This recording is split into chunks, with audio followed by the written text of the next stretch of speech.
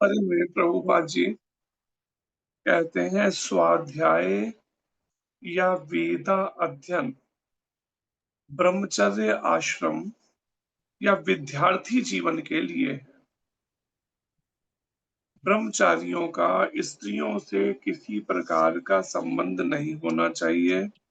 उन्हें ब्रह्मचर्य जीवन बिताना चाहिए और आध्यात्मिक ज्ञान के अनुशीलन हेतु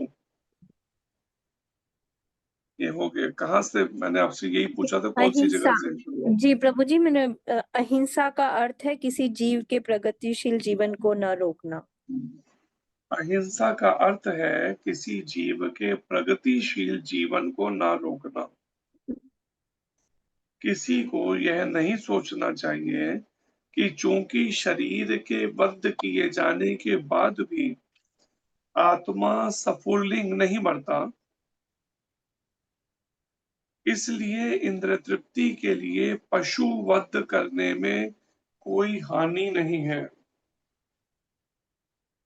कई बार लोग शास्त्रों का गलत अर्थ लेकर वैदिक शास्त्रों का कुछ अधर्म पाप की ओर लिप्त हो जाते हैं, जिसके लिए प्रभुपाद जी यहाँ पर समझा रहे हैं। कह लीजिए सावधान करें इस बात को। जैसे इसी कलयुग के अंदर एक बार पहले भी ऐसी ही परिस्थितियां बनने लगी थी कि जब वेदों के नाम पर लोग पशु बलि पशुओं की बलि चढ़ा रहे थे, और पीछे सोच क्या थी? अपनी जीभ के स्वाद के लिए पशुओं के मांस को खाना। और जब ऐसे में भगवान कृष्ण का अवतार भगवान बुद्ध प्रकट हुए और उन्होंने जब संसार में ये बात समझानी शुरू की कि पशुओं को मत मारो, तो उन्होंने पलट के क्या कहा? ये तो वेदों में लिखा हुआ है पशु बलि के बारे में। जबकि जो वेदों में लिखा है वो कुछ और ही है। वेदों में लिखा है कि जब कोई ऋषि मुनि मंत्र सिद्ध कर लेते थे, तो ऋषि मुनि सभा बुलाते थे वो ऋषि, और उस सभा में किसी बूढ़े पशु की पहले बलि चढ़ाना और फिर मंत्रों के द्वारा या तो उसे उच्च योनि दवाई दिलवाना या तो दवाई फिर के लिए दोबारा बोल रहा जीवित है। कर देना। और ना तूने उधर पूछा, ये पलंग है ना, ये दवा थोड़ी है, देखो ना भैया मैं दवाई लेती हूँ, मुझे पता है। तूने गीले कपड़े से पोंछना पड़ेगा उसको। गोपिका माता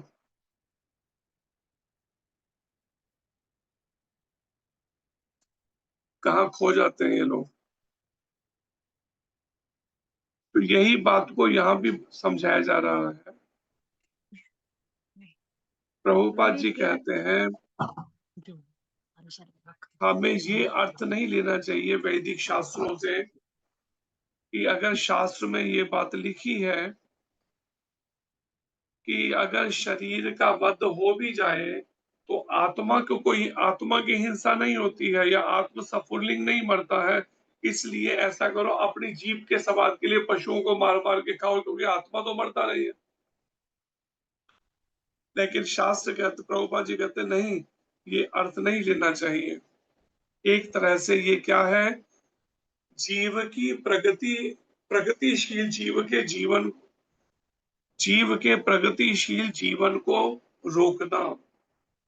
जैसे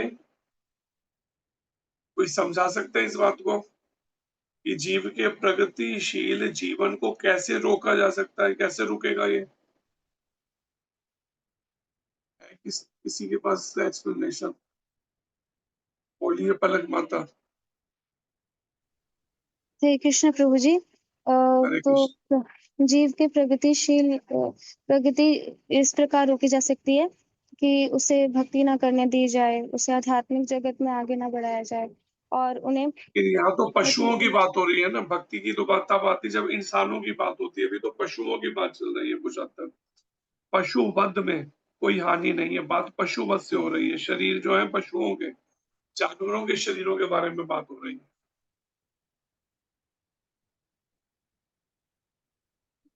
बोलिए सर्वमंगला माता। हरे कृष्णा प्रभु जी, प्रणाम। तो जी जैसे हम किसी पशु का वध करते हैं जिस योनि में वो होता है, तो उसको अगली योनि में उसी योनि में जाना पड़ता है, इसलिए उसकी प्रकृति रुक जाती है, फिर से उसी योनि में जाना पड़ता है। जैसे हम अगर किसी भी जानवर का हम वध करते हैं तो उसको इससे ये कह सकते हैं, अगर किसी पशु को 3 साल तक एक शरीर में रहना है अपने कर्म के अनुसार, कर्म फल भोगने के लिए, और अगर किसी ने उसको 1.5 साल में ही उसको मार कर अगर उसके मांस को खा लिया, तो वो 1.5 साल का जो टाइम उस शरीर में और उसे रहना था, उसके लिए उसे दोबारा से फिर शरीर लेना पड़ेगा। एक तरह से जो उसकी पहले प्रगति चल रही थी, वो एक बार के लिए उसे बीच में रोक दिया गया, इस तरह से उसका समय से पहले वध करके। तो अपने आप में ये भी हिंसा है। इस बात को यहाँ समझाया जा रहा है कि किसी जीव के प्रगतिशील जीवन को ना रोकना अहिंसा है। प्रचुर अन्न, फल तथा दुग्ध की पूर्ति होते हुए भी आजकल लोगों में पशुओं का मांस खाने की लत पड़ी हुई है। सिख पंथ के अंदर 10वें गुरु ने तब अनुमति दी थी जिस समय में मुगलों से लड़ते हुए फौज जो है वो जंगल के अंदर ऐसी स्थिति में थी जहां पे खाने को कुछ सब लगभग खत्म होने जा रहा था। तब उन्होंने गुरु से जाके बोला, गुरु गोविंद सिंह जी से, कि हमारे पास तो खाने के लिए भी अब वो नहीं है, तो कैसे जीवन जिए। तो उस समय उन्होंने इस बात की तब अनुमति दी थी। अगर प्राण जाते हो ऐसी परिस्थिति में तो वेद भी कहते हैं, लेकिन जब सारी खाने की चीजें अवेलेबल हैं, उपलब्ध है, उसके बाद अगर हम लोग मांसाहार करते हैं, ये गलत है। प्रभुपाद जी कहते हैं ये आजकल लोगों में पशुओं का मांस खाने की लत पड़ी हुई है, जबकि प्रचुर अन्न है देश के अंदर, फल भी मिल रहे हैं, दूध की पूर्ति भी हो रही है, उसके बाद भी लोग मांस खाने की लत, ये गलत है तरीका। लेकिन पशुओं के वध की कोई आवश्यकता नहीं है जब सब चीजें अवेलेबल है खाने की। अन्न है, फल है, दूध है, दालें हैं। यह आदेश हर एक के लिए है, केवल पशुओं के लिए नहीं है, मनुष्यों में भी हर एक के लिए, हर जाति पंथ के। लेकिन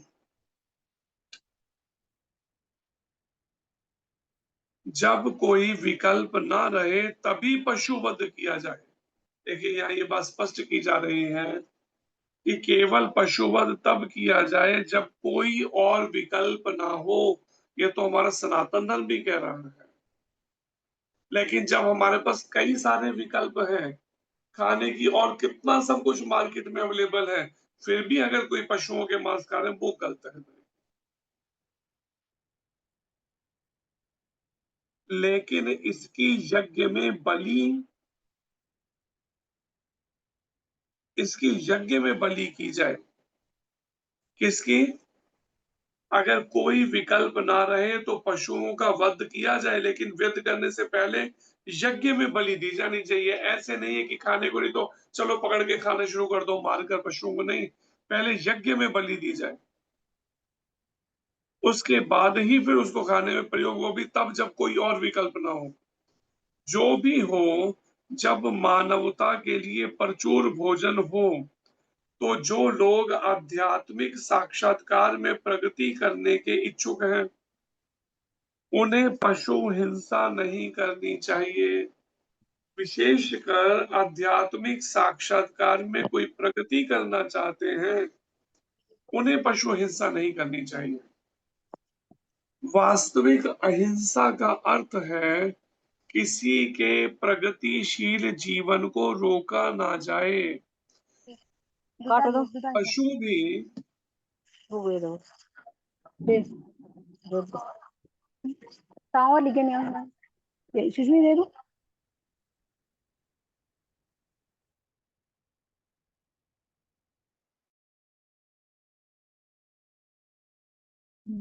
हरि बोल। पशु भी अपने विकास काल में एक पशु योनि से दूसरी पशु योनि में देहांतरण करके प्रगति करते हैं। ऐसा नहीं है कि पशु अपने आप ही कुछ भी जन्म लिए चले जा रहे हैं, कोई भी शरीर किसी भी जानवर को मिल रहा है, ऐसा नहीं है। प्रभुपाद जी कहते हैं पशु भी उनका अपना विकास काल खुद ही चल रहा है। पहले तरह तरह के जो छोटी सबसे सब जीव योनि है, कर्मी है, या इस तरह के बिल्कुल छोटे छोटे कीट हैं, उससे बढ़ते हुए फिर एक एक स्टेप आगे बढ़ते हुए वो जाते हैं पक्षियों तक, फिर पशुओं तक, फिर आगे योनि। एक कर्मिक अपने आप ही विकास के लिए उनका ये चल रहा है प्रगति का मार्ग। अपने आप ही वो एक पशु योनि से दूसरी पशु योनि में देहांतरण करके प्रगति करते हैं। यदि किसी विशेष पशु का वध कर दिया जाता है तो उसकी प्रगति रुक जाती है। अगर समय से पहले किसी पशु का वध कर दिया जाए तो प्रगति रुक जाती है। यदि कोई पशु किसी शरीर में बहुत दिनों से या वर्षों से रह रहा हो,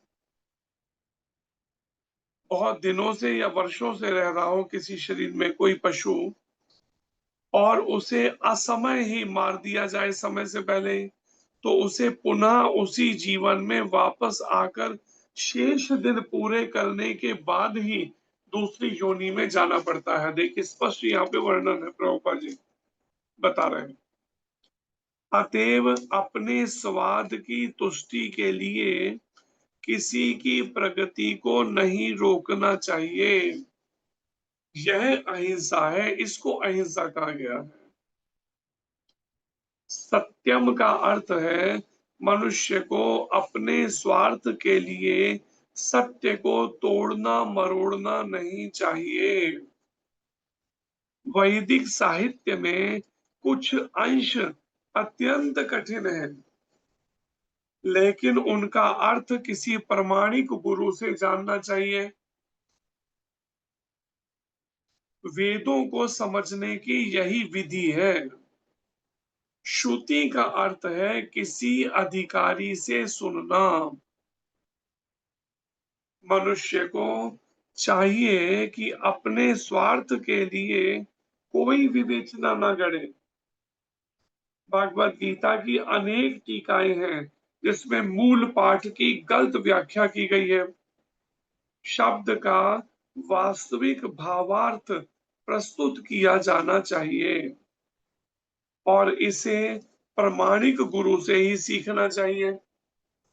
अब यहाँ पर जो वर्णन है प्रभुपाद जी कहते हैं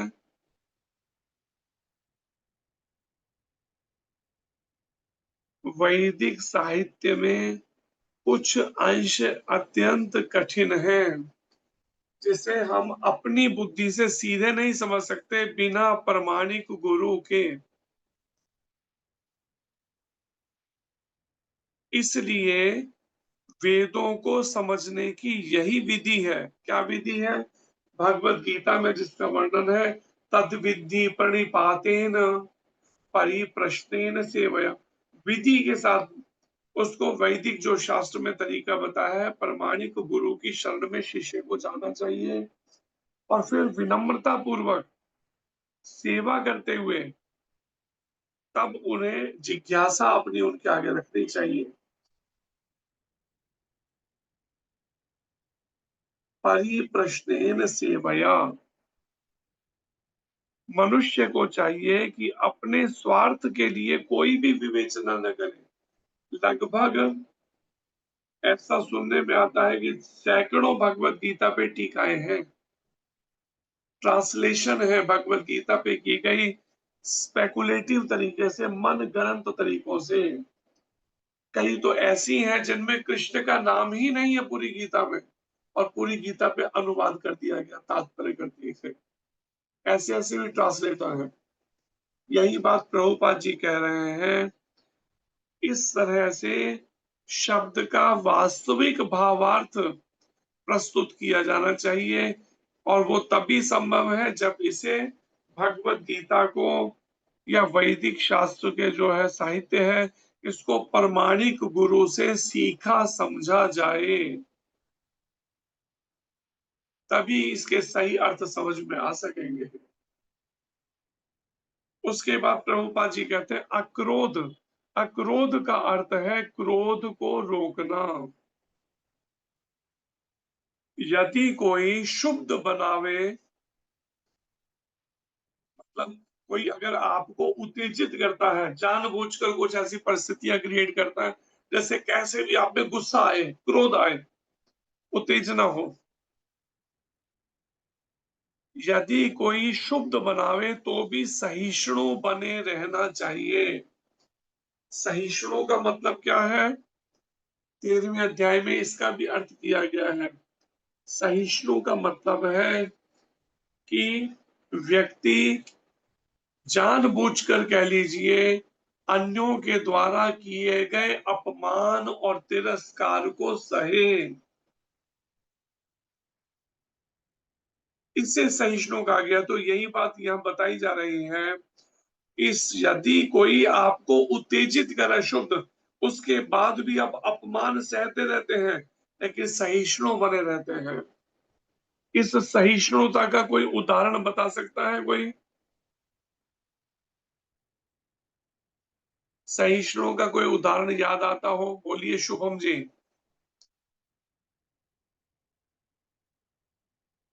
हरे कृष्णा प्रभु जी, दंडवत प्रणाम। हरे कृष्ण जी। प्रभु जी, प्रहलाद महाराज जी।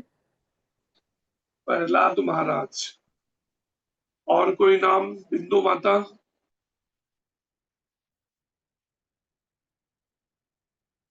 हरे कृष्णा प्रभु जी, दंडवत प्रणाम। हरे कृष्ण। प्रभु जी, वो ऋषि का नाम याद नहीं आ रहा। वो ऋषि थे जो गंगा में स्नान करके बाहर आए थे, तो सामने एक दुष्ट व्यक्ति बैठा था, तो उनके ऊपर थूक गया, और इसी प्रकार उन्होंने बार बार थूकने की वजह से 21 बार नदी में स्नान किया था, गंगा नदी में स्नान। एकनाथ महाराज थे, एकनाथ महाराज, महाराष्ट्र के संत कलयुग में जो हुए हैं। मानसी माता, सहिष्णु का कोई उदाहरण याद आता हो? नाम? हरे कृष्ण प्रभु जी, दंडवत प्रणाम। प्रभु जी, मीराबाई। मीराबाई। हेतल माता।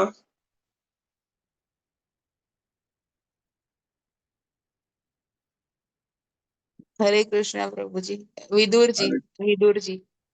विदुर जी। जी। सोनिया कुकरेजा माता।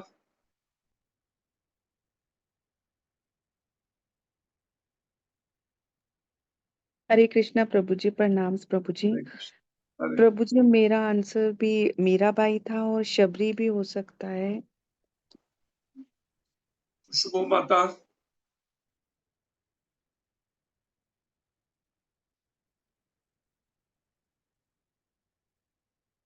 खुशबू माता बोलो। अनम्यूट करिए माता जी। ट्विंकल माता। हरे कृष्णा प्रभु जी, दंडवत प्रणाम। प्रभु जी, अम्बरीश महाराज। अम्बरीश महाराज। और खुशबू माता।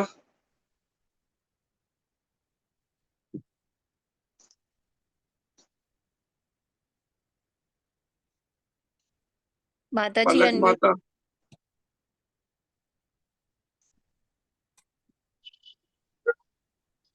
हरे कृष्ण प्रभु जी।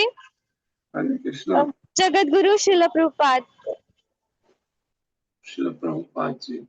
मंजुला माता।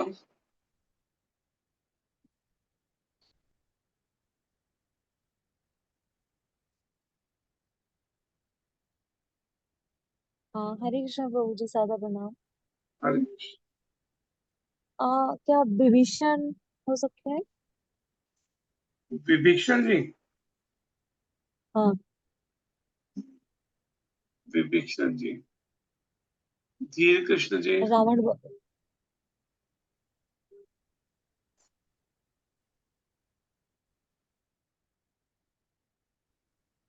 हरे कृष्ण प्रभु जी, महारानी कुंती। महारानी कुंती। अरविंद जी, कोई एक नाम अभी बच रहा है, उसका कोशिश करिए याद हरे आ कृष्ण जाए प्रभु जी, दंडवत ऐसे। प्रणाम। हरे कृष्ण जी। कृष्णचंद्र भगवान जी। कौन सा वाले प्रसंग की बात कर रहे कृष्ण जी के? वो जब उन्होंने 100 गालियां सुननी स्वीकार करी थी। ठीक बात। भगवान कृष्ण की सहिष्णुता देखिए, स्वयं आचरण से सिखा रहे हैं। 100 गालियां शिशुपाल की कैसे सुनते जा रहे हैं, चुप रह गए। और जब चुपचाप खड़े हैं, अर्जुन को, भीम जी को बड़ा गुस्सा आ रहा है। अर्जुन कहते हैं, दाऊ कहते हैं कि हे कृष्ण, तुम सहन कर सकते हो, तुम मुस्कुरा सकते हो, हमसे सहन नहीं हो रहा, हम नहीं छोड़। भगवान ने कहा, मैं मुस्कुरा कब रहा हूं भाई, मैं तो खाली काउंटिंग कर रहा हूँ, गिनती कर रहा हूँ। मैंने इसकी माँ को वचन दे रखा है कि 100 गालियां जब तक देगा मैं तब तक इसको कुछ नहीं कहूंगा, लेकिन हाँ 100 के बाद इसको माफ नहीं करूंगा मैं। उससे और पारा चढ़ गया, कहता है मैं 100, मैं तो और आगे दूंगा, देखो क्या कौन रोक के दिखाता है मेरे को। 1 2 3 4 गिनती चलते हो, 98 99, फिर गाली देता है, फिर उसके कहते 100, अब मैं 101 भी देता हूँ, जैसे ही बोल रहे इतना समय कहाँ भगवान ने देना था। परी सभा के बीच में कब सुदर्शन चक्र चला, कब शीश उतारा, कब वापस लौटा, पता भी नहीं चला। इतनी स्पीड थी सुदर्शन चक्र की। तो यहाँ पर यही बात को प्रभुपाद जी कहते हैं कि यदि कोई शुद्ध बनावे, आपको जबरदस्ती बार बार उत्तेजित कर रहा है, शुद्ध बनावे तो भी सहिष्णु बने रहना चाहिए, तब भी बड़े उस सहिष्णु बने रहना। अपमान तिरस्कार को सह रहे हैं, लेकिन उसके बाद भी पलट गए, फिर भी वो नहीं कर रहे उसको बदला लेने की भावना को। क्योंकि एक बार क्रोध करने पर सारा शरीर दूषित हो जाता है। ये बात नोट कर लेनी चाहिए सभी को, माताओं को भी और भक्तों को, सभी को। एक बार क्रोध करने का मतलब पूरा शरीर दूषित हो गया, आपका 24 घंटे का भजन बराबर, कितनी भी माला की है सब बराबर हो गई एक बार क्रोध करने पर। जैसे महाराज जी सुनाते हैं, एक बार क्या हो, एक घर के अंदर सास बहू का रोज का तमाशा था, झगड़ा, रोज का कलेश, भिड़े रहते थे दोनों। परिणाम, अब बहू जो है कहीं गई होगी किसी महात्मा जी के पास, और उसने सारी बात बताई कि ऐसे ऐसे रोज का घर में कलेश पड़ा हुआ है। तो महात्मा जी ने क्या किया, एक औषधि के रूप में एक शीशी के अंदर कुछ भर दिया, कहा कि ऐसा करना, जब तुम्हारी सास जो है तुम्हें कुछ ऐसे शब्द बोलना शुरू करें, तुमने ये खाली ये दवाई जो है औषधि मुंह में रख लेनी है, पर ध्यान रखना इसे ना तो पीना है ना बाहर उगलना है, ये ध्यान रखना।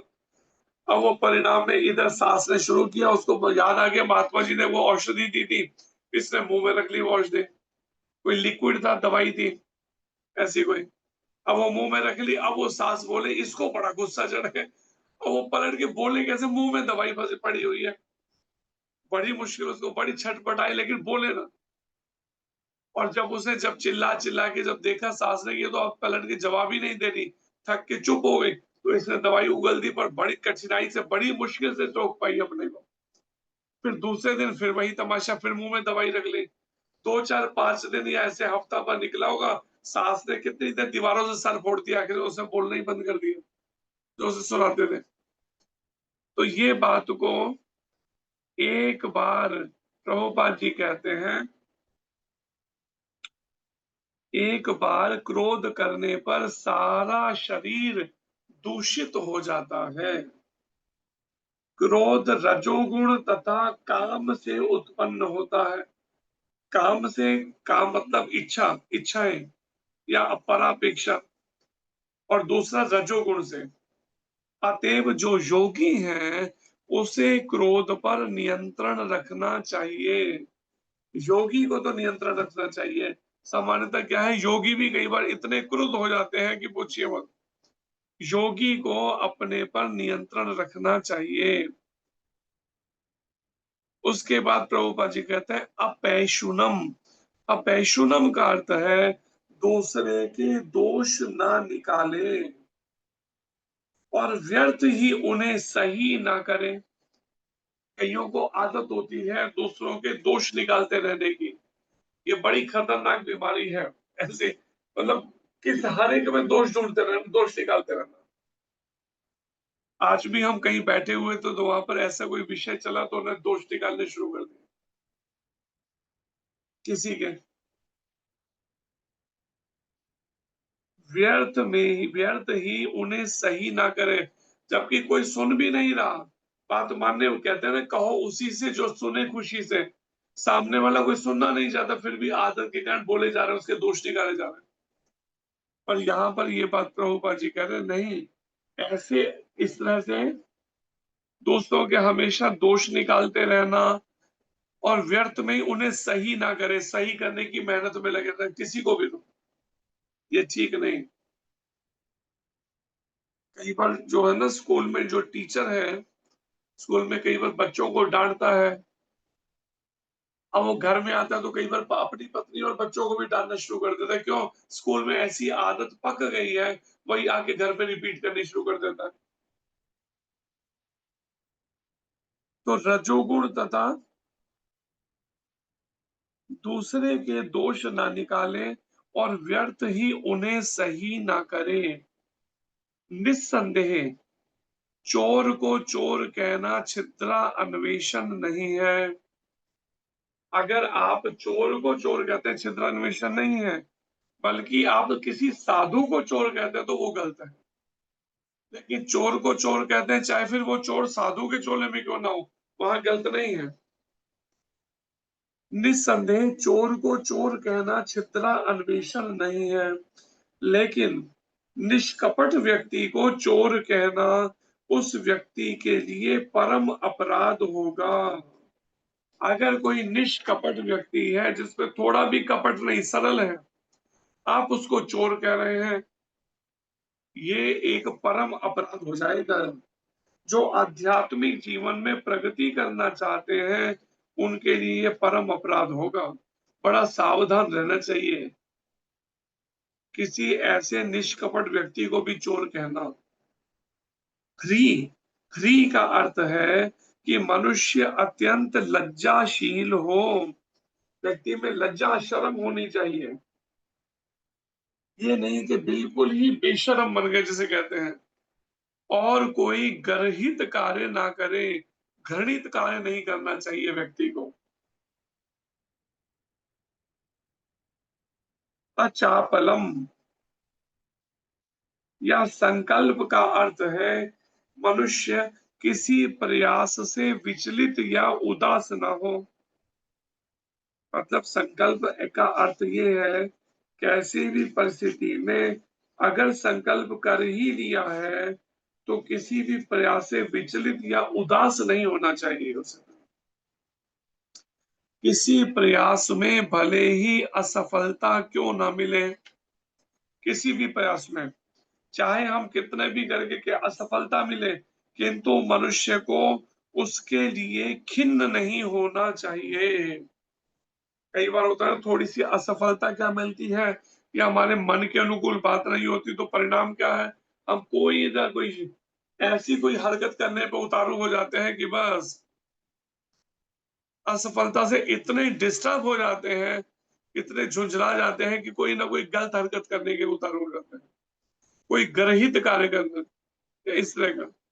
लेकिन ये ठीक नहीं, खिन्न नहीं होना चाहिए मनुष्य को, चाहे कितनी भी असफलता क्यों ना परिस्थितियां आए, उसे धैर्य तथा संकल्प के साथ प्रगति करनी चाहिए। धैर्य के साथ और संकल्प के साथ। यहाँ पर प्रयुक्त तेजस शब्द क्षत्रियों के निमित्त है। अब जो तेजस शब्द है इस श्लोकों में, प्रभुपाद जी कहते हैं ये क्षत्रियों के निमित्त है। तेजस शब्द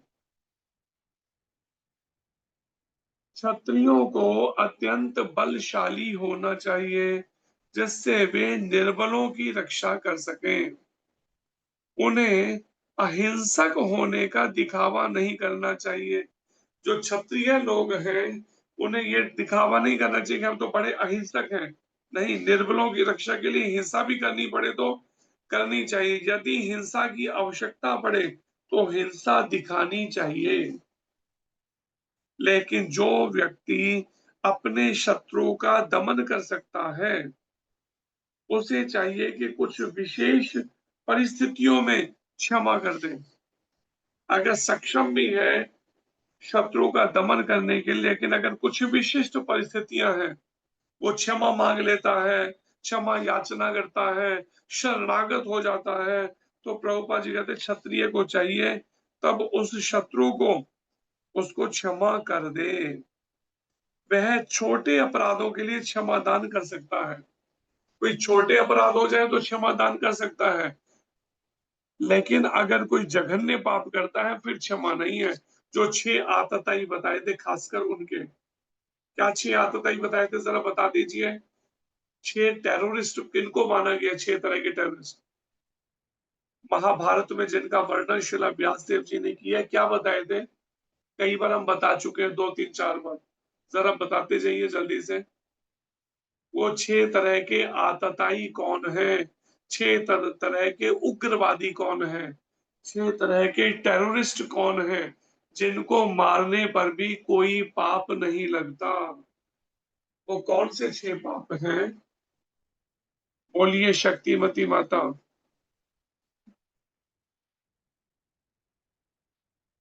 शक्तिमती माता। हरे कृष्णा प्रभु जी, दंडवत प्रणाम। हरे कृष्ण। प्रभु जी, घर में आग लगाने वाला और एक, पराई स्त्री पर नजर रखने वाला, 2, पराई पराई मतलब धन को लूटने वाला 3, और जहर देके मारने वाला, 4,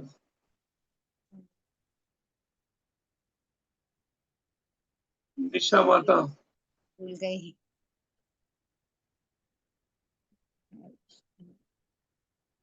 निशा माता। मयंका माता। हैंड रेस कर रहा था पहले ही। हरे कृष्णा बोलिए। प्रभु जी। हरे प्रभु जी हरे कृष्ण। विष देने वाला प्रभु जी, घर में हाँ? आग लगाने वाला प्रभु जी, दूसरों पे आक्रमण करने वाला, धन लूटने वाला, दूसरों की भूमि हड़पने वाला और पराई स्त्री पर अपहरण ये अटैक करने 6 आतताई या टेररिस्ट बताए हैं जिनको मारने से कोई पाप नहीं लगता। इसको नोट कर लीजिए, जिनको नहीं पता है या भूल जाते हैं, यहाँ पर यही बात शास्त्र में समझाई जा रही है। वह छोटे अपराधों को तो क्षमा दान दे सकता है, लेकिन इस तरह के जो जघन्य पाप हैं इसके लिए क्षमा नहीं है। शौचम शब्द का अर्थ है पवित्रता, जो न केवल मन तथा शरीर की हो अपितु व्यवहार में भी हो। शरीर की पवित्रता का तो हमने सुना, मन की पवित्रता है। शरीर की पवित्रता किससे है? स्नान करने से। और मन की पवित्रता है हरि नाम करने से। लेकिन इसके अलावा एक और पवित्रता की यहाँ प्रभुपाद जी बात कर रहे हैं, व्यवहार में भी पवित्रता होनी चाहिए। व्यवहार मतलब अपने कर्मों में। यह विशेष रूप से वणिक वर्ग के लिए है। वणिक वर्ग मतलब वैश्य लोग अधिकतर बात बात पर झूठ बोलते हैं बिजनेस के अंदर। मालूम है कि इसमें 50 रुपए बच रहे हैं, कहेंगे केवल 1 रुपया बच रहा है, 2 रुपए बच रहे हैं, तो झूठ बोलने का ज्यादा स्वभाव। ऐसे सामने वाले को कन्विंस करना चाहेंगे नहीं कुछ बच ही नहीं रहा, मतलब बस धर्मशाला खोल रखी है, बच ही नहीं रहा, दुकान पे बैठे सुबह से लेकर रात तक, कुछ बचता ही नहीं जी, बचता ही नहीं कुछ, 1 रुपया भी नहीं बच रहा। हम तो केवल बस सेवा कर रहे हैं, सेवा। वाह, बड़े कितने हो गए वैश्य जो है सेवा कर रहे हैं, कोई बच ही नहीं। मतलब झूठ बोलने में पक जाना जिसे कहते हैं, माहिरी प्राप्त कर रहे हैं पक्के। प्रभुपाद जी कहते हैं नहीं, अपितु व्यवहार में भी होना चाहिए शौचम, पवित्रता। यदि यह विशेष रूप से वणिक वर्ग के लिए है, व्यापारी या वैश्यों के लिए, उन्हें चाहिए कि काला बाजारी ना करें, ब्लैक मार्केटिंग ना करें। पहले सामान को स्टोर कर लेना, उसके बाद में जब मार्केट में सामान की कमी पड़ जाए तब उसको कई गुना ज्यादा दाम पे बेचना, ब्लैक मार्केटिंग कर। ये नहीं करना चाहिए वैश्य को, वणिक को।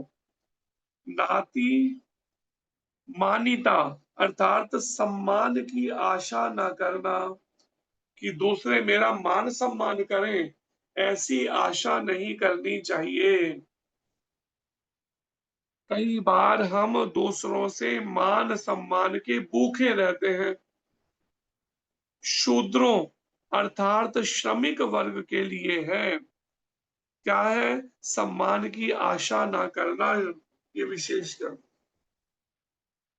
क्योंकि कई बार उनको ऐसे कार्यों में श्रमिक, जब ये मजदूरी का काम करते हैं या ब्राह्मण क्षत्रिय वैश्य की सेवा करते हैं, जब शूद्र सेवा के कार्य करते हुए, उनको ये आशा नहीं रखनी चाहिए कि हमें मान सम्मान मिले। जिन्हें वैदिक आदेशों के अनुसार चारों वर्णों में सबसे निम्न माना जाता है, शूद्र और श्रमिक को, उनको सम्मान की आशा नहीं करनी चाहिए। उन्हें वृथा सम्मान या प्रतिष्ठा से फूलना नहीं चाहिए। झूठे ही थोड़ा सा अगर कोई सम्मान या प्रतिष्ठा मिल जाए मान, तो उसे फूलना नहीं चाहिए, बल्कि अपनी मर्यादा में बने रहना चाहिए। मर्यादित जीवन जीना चाहिए उन्हें। शूद्रों का कर्तव्य है कि सामाजिक व्यवस्था बनाए रखने के लिए वे उच्च वर्णों का सम्मान करें। उच्च जो वर्ण है उनका सम्मान करें, सामाजिक व्यवस्था बनाए रखने के शूद्र। उच्च वर्ण कौन से हैं? उच्च वर्ण किनको माना गया, जरा बता दीजिए, किन उच्च वर्णों की बात हो रही है? उच्च वर्ण कौन से हैं? बोलिए मानसी माता।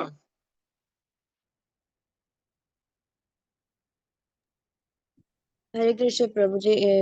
प्रभु जी क्षत्रिय और ब्राह्मण वर्ग। आवाज ब्रेक हो गई, दोबारा बोलिए।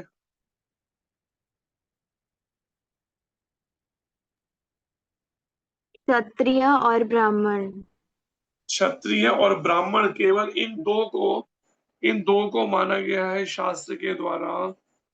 ये दो हैं जिनको उच्च वर्णों में गिना गया है। शूद्रों का कर्तव्य है सामाजिक व्यवस्था को बनाए रखने के लिए वे उच्च वर्णों का सम्मान आदर करें।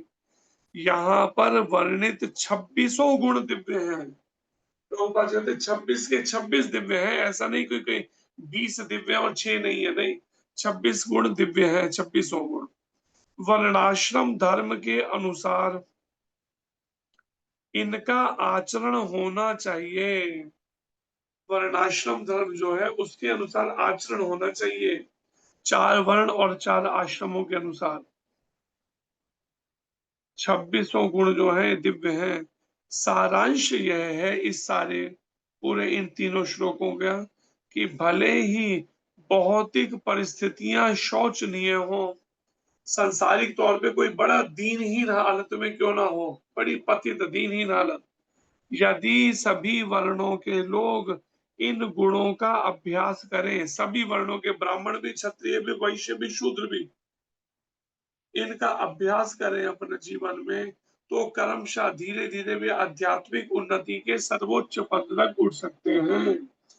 वो जाति से बंधे नहीं हैं, अपने आचरण के द्वारा आध्यात्मिक अनुभूति के सर्वोच्च पद तक धीरे धीरे उठ सकते हैं। और मेहनत करनी पड़ेगी चारों वर्णों को, सभी वर्णों के लोगों को।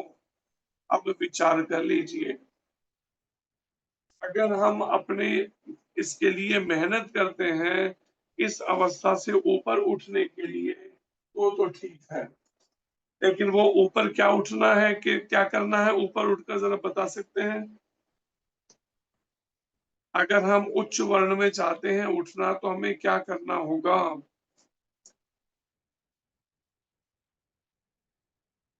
बोलिए।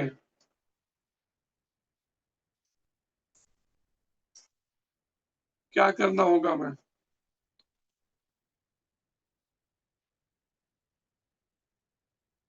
बोलिए सर, मंगला माता।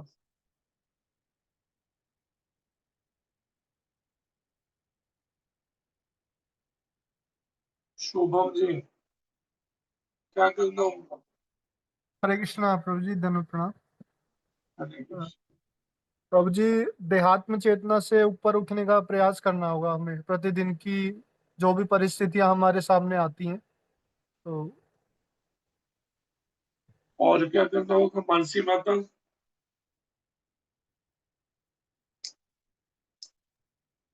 हरे कृष्ण प्रभु जी। प्रभु जी, ये 26 गुण जो दिए हैं उसे हमारे आचरण में लाना होगा। जरा कोई एक आध गिरा दो जरा, 26 गुणों में कौन से गुण है?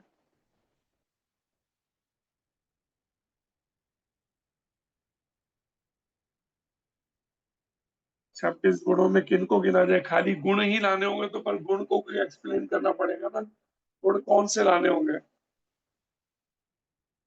क्योंकि खाली गुणों को तो घोल के नहीं पिला सकते किसी को जूस बनाकर। तो ये गुण क्या है, जरा प्रभु कोई जी, एक आध जरा।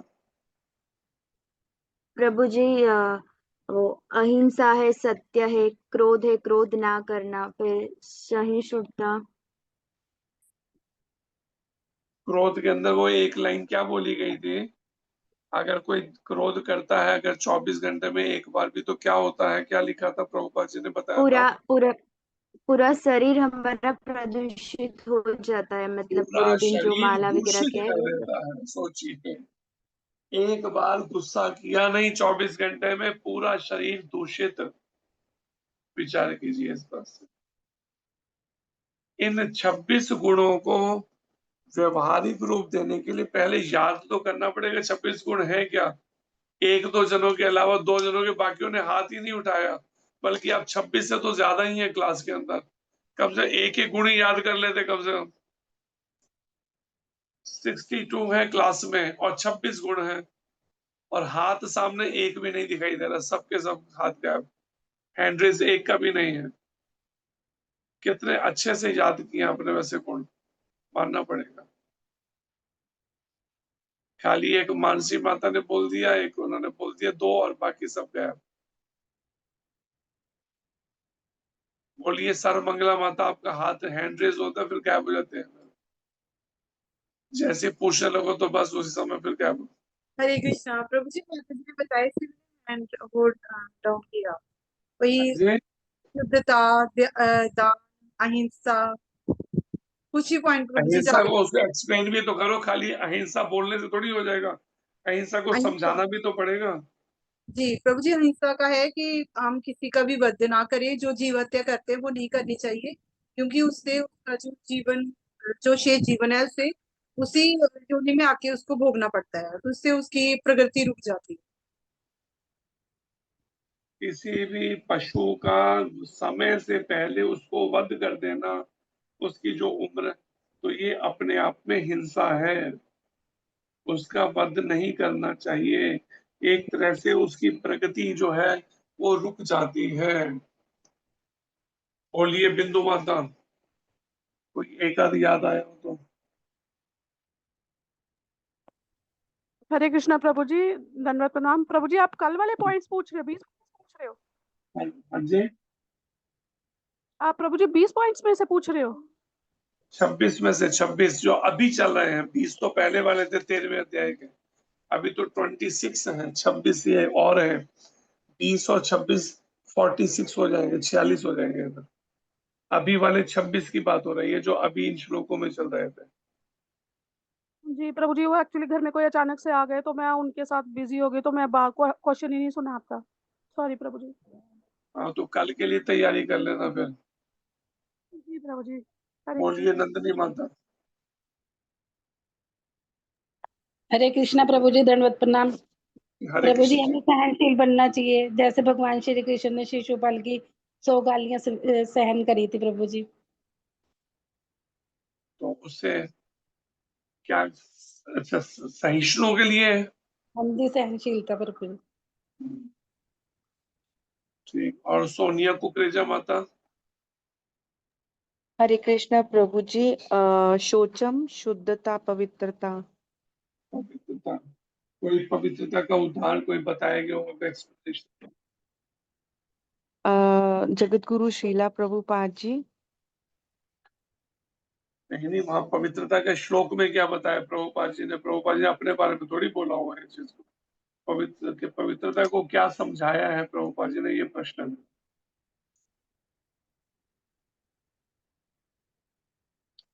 श्लोकों के तात्पर्य में कुछ समझाया होगा ना, जी शौचम के प्रभु बारे जी। में या पवित्रता के बारे में, तो क्या बताया जी गया प्रभु। पवित्र? हाँ जी, हमें अपने चारों नियमों का पालन करना चाहिए। इसमें तो 4 नियमों को नहीं बताया, कुछ और ही बताया। किसी और को याद हो, मधु माता बोलिए।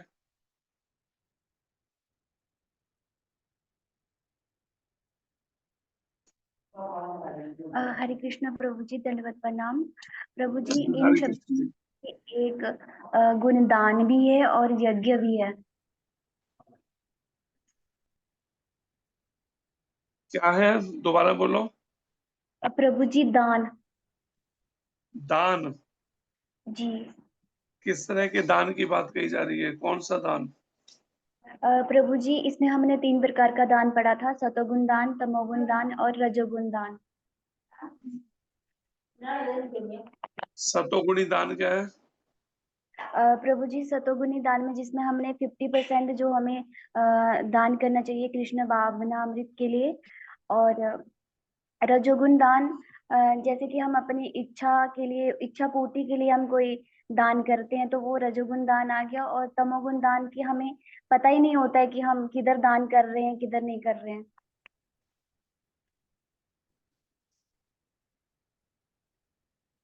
और शौचम का मतलब जो मन, शरीर और व्यवहार की पवित्रता की बात हुई थी, जिसके लिए बताया भी था शरीर की पवित्रता, मन की पवित्रता, व्यवहार की पवित्रता। मन की पवित्रता है हरि नाम से। जी प्रभु जी, जिसमें हमें यज्ञ में पढ़ा था कि हमें कौन सा यज्ञ करना चाहिए, जो कि हरिनाम संकीर्तन यज्ञ करना चाहिए कलयुग में।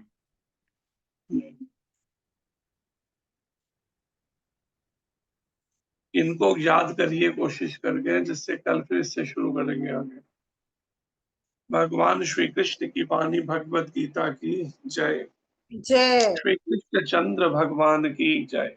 शिला जय अर्जुन जी महाराज की जय। जय जय शिला प्रभुपाद महाराज की जय। श्री जय गुरु महाराज की जय। जय अंत कोटि वैष्णव वृंद की जय। जय। आई गौर पे मनंदे। हरि हरि।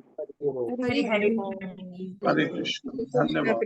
दंडवत कृष्णा प्रभु जी, दंडवत प्रभु जी, प्रणाम। दंडवत हरे प्रणाम। कृष्ण जी। दंडवत हरे प्रणाम कृष्णा प्रभु जी। प्रभु जी, हरे दंडवत कृष्णा। प्रणाम। हरे हरे कृष्णा प्रभु जी। अब महाराज की तबीयत कैसी है? हरे कृष्णा प्रभु जी, महाराज दंडवत की प्रणाम। तबीयत पहले से ठीक है, लेकिन पूरी ठीक जैसे थोड़ा सा वीकनेस जैसा कह लो, या रात को लेट तक पहले जब करते हैं तो वो थोड़ा सा रहता है, एक्सर्शन जैसा कह लीजिए, वीकनेस। लेकिन ऐसे जनरल तौर पे ठीक है लगभग। जब हम चले थे वहां से तब तो ठीक लगने लगा जो वृंदावन से। हरे कृष्णा। हाँ जी प्रभु जी, एक भक्त एक भजन सुनना चाहते हैं, अगर पॉसिबल हो तो। गुरुदेव कृपा बिंदु दिया। गुरुदेव कृपा बिंदु दिया। हम्म।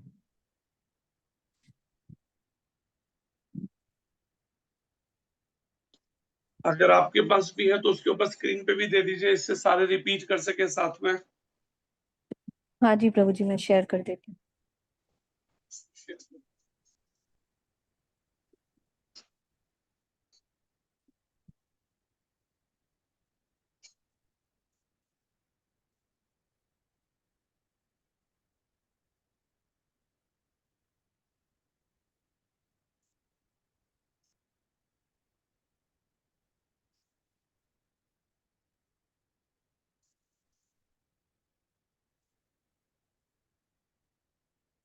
सभी प्रयास कीजिए दोहराने का। श्री गुरु महाराज की जय। जय जय हो श्री प्रभुपाद महाराज की जय। जय। गुरुदेव गुरुदेव कृपा कृपा बिंदु दिया, कृपा बिंदु दिया करो ए दासे, तृणापेक्षा अतिहीना,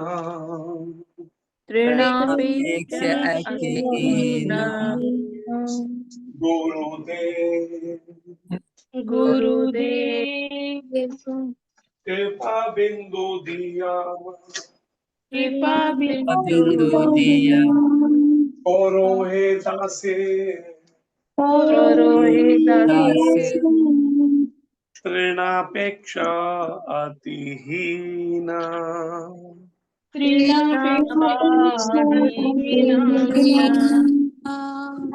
सकल सहने,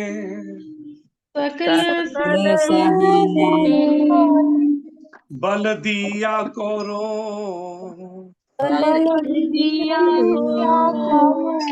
निज माने स्पृहहीना,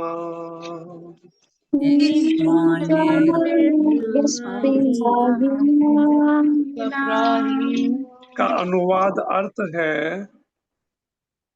गुरु महाराज के चरणों में प्रार्थना करते हुए ये वैष्णव क्या प्रार्थना कर रहे हैं कि आप अपनी कृपा की मात्र एक बूंद प्रदान कर, कृपा बिंदु दिया, आप अपनी कृपा की मात्र एक बूंद प्रदान कर, करो हे दासे तृणापेक्षा अतिहीना, इस दास को तृण तिनके से भी अधिक विनम्र बना दीजिए।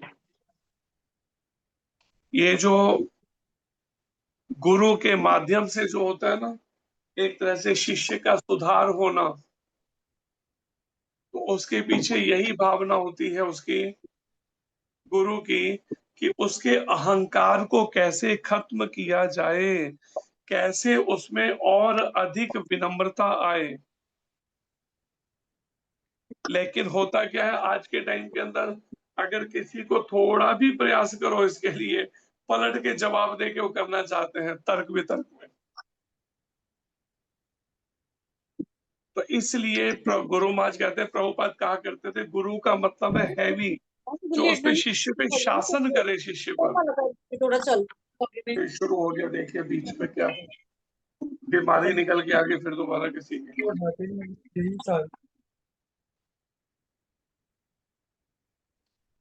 आप मुझे ऐसी शक्ति प्रदान कीजिए जिससे मैं सब कठिनाइयों को सह सकूं, सकल सहाने, सब कठिनाइयों को सह सकूं, ऐसी शक्ति मुझे प्रदान कीजिए, बल दिया करो, और निज माने सप्राहीना, अपने सम्मान की समस्त इच्छाओं से मुक्त हो जाऊं, मेरे को सम्मान की कोई इच्छा ही ना रहे मन में, कि दूसरे मेरा आदर सम्मान करें।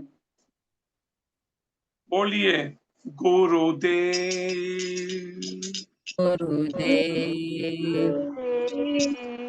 कृपा बिंदु दिया,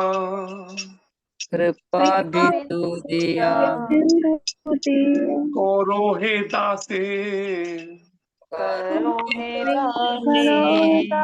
तृणापेक्षा अतिहीना,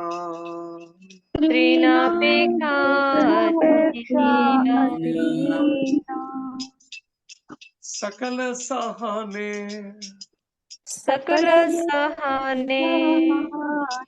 बल दिया करो, निज माने स्पृहहीना,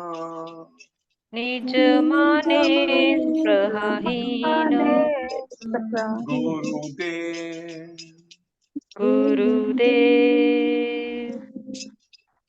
सकले सम्माना, कौरीते शक्ति, देहनाथ यथायथ,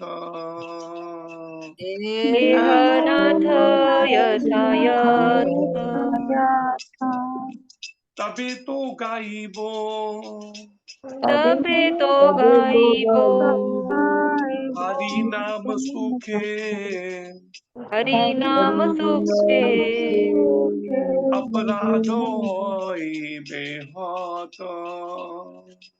अपराध होई बेहात। आगे फिर प्रार्थना करते हैं वैष्णव, हे गुरुदेव के चरणों में, हे प्रभु मुझे सब प्राणियों का यथा योग्य सम्मान करने की शक्ति दीजिए।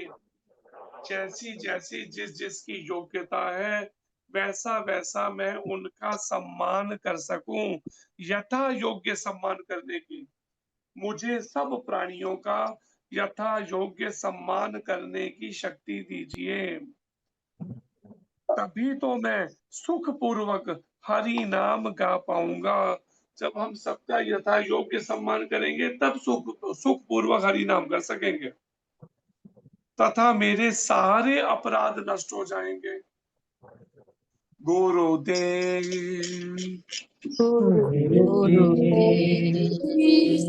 सकले सम्मान और इते शक्ति देहनाथ यथायथ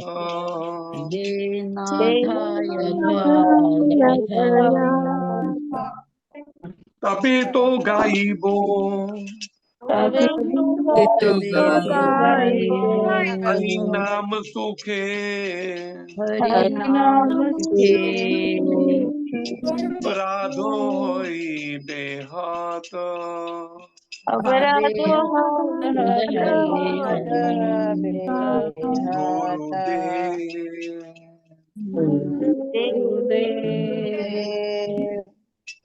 कभी हीनो कृपा लभियाए जाना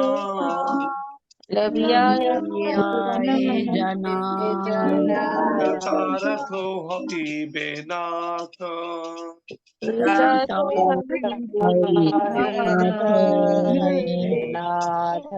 शक्ति बुद्धिहीना आमी अति दीना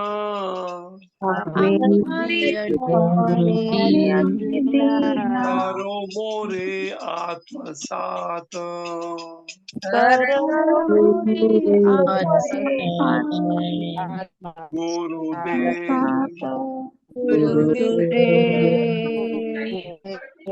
कभी हीनो कृपा लभियाए जना।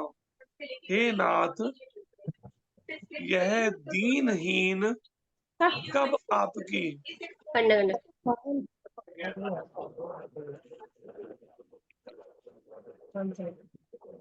यह दीन जन कब आपकी ऐसी अहेतु की जो मुद्दा है ना वो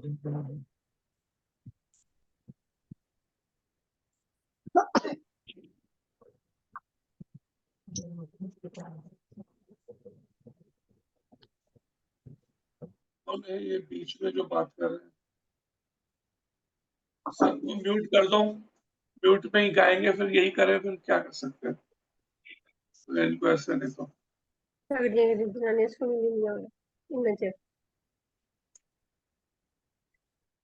हे नाथ यह दीन जन कब आपकी ऐसी अहेतु की कृपा प्राप्त कर कृतार्थ होगा।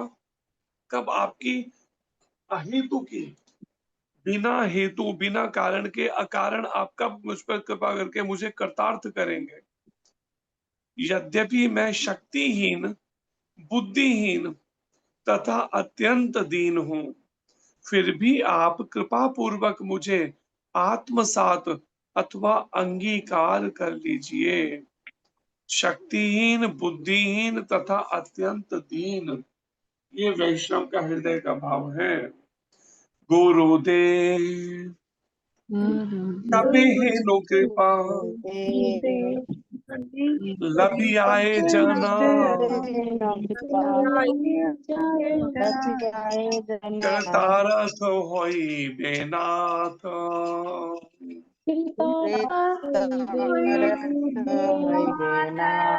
शक्ति बुद्धिहीन शक्ति बुद्धिहीन आमी अति दीना आमी अति दीना करो मोरे आत्मसात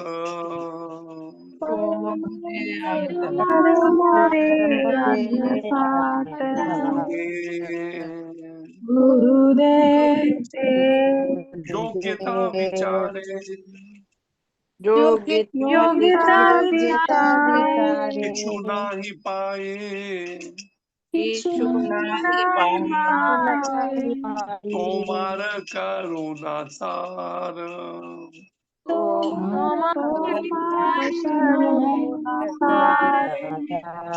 करुणा न होइले करुणा न होइले कांदिया कांदिया कांदिया प्राण न राखी बो आर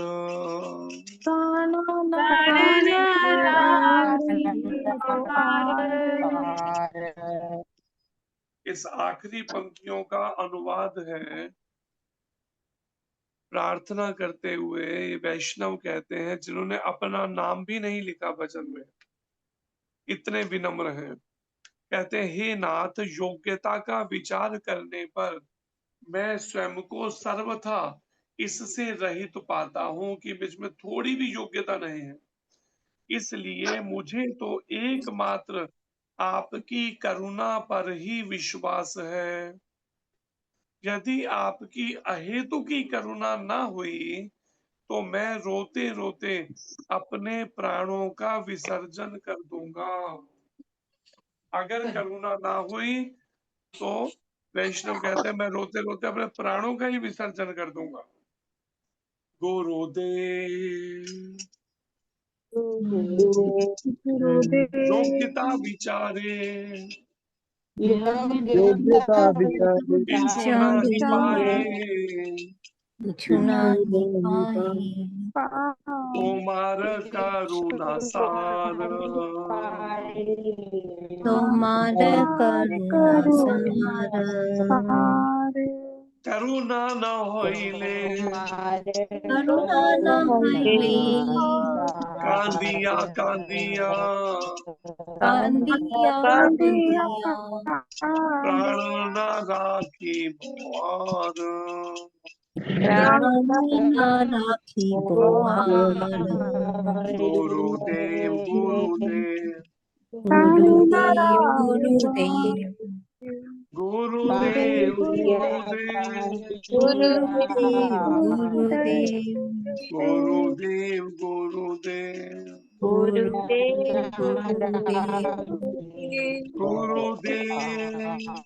गुरुदेव गुरुदेव गुरुदेव गुरुदेव गुरुदेव जय गुरुदेव गुरुदेव गुरुदेव गुरुदेव